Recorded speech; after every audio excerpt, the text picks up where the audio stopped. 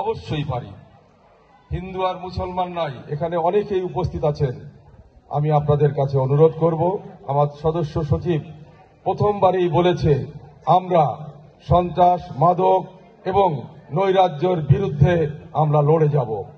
জীবনে কখনো সন্ত্রাস অথবা চাঁদাবাজি করার সুযোগ পাইনি, ভবিষ্যতেও পাব না।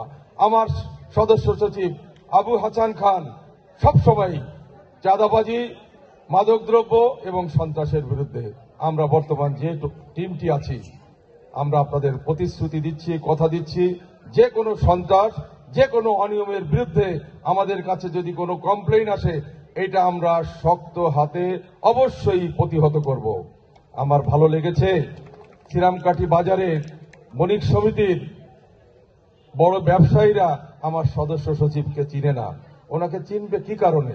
চাঁদাবাজিতে যদি শিখতো, ধান্দা যদি শিখতো, তাহলে কিন্তু ছোট্ট ব্যবসায়ীরা থেকে বড় ব্যবসায়ী সবাই তাকে চিনতে পারত।